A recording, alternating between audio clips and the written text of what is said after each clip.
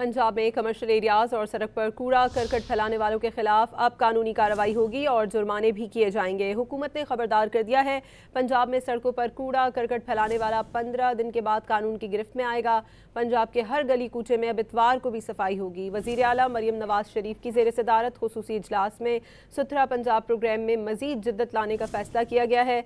वज़ीर आला ने सुथरा पंजाब की गाड़ियों को इलेक्ट्रिक व्हीकल मुतारिफ कराने का हुक्म भी दे दिया है। रिवायती झाड़ू की बजाय सुथरा पंजाब के हीरोज जदीद मैकेनिकल स्वीपर इस्तेमाल करने पर इत्तफाक हुआ है। हर यूनियन काउंसिल में सफाई के हीरोज की तादाद बढ़ाई जाएगी।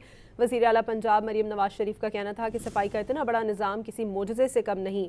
सूबे भर में सुथरा पंजाब पर अवाम की तरफ से अच्छे काम का मस्बत फीडबैक आ रहा है। पंजाब में कमर्शियल एरियाज और सड़क पर कूड़ा करकट फैलाने वालों के खिलाफ अब कानूनी कार्रवाई होगी और जुर्माने भी किए जाएंगे। हुकूमत ने खबरदार कर दिया है, पंजाब में सड़कों पर कूड़ा करकट फैलाने वाला 15 दिन के बाद कानून की गिरफ्त में आएगा। पंजाब के हर गली कूचे में अब इतवार को भी सफाई होगी। वज़ीर आला मरियम नवाज शरीफ की ज़ेर सदारत खुसूसी इजलास में सुथरा पंजाब प्रोग्राम में मजीद जिद्दत लाने का फैसला किया गया है।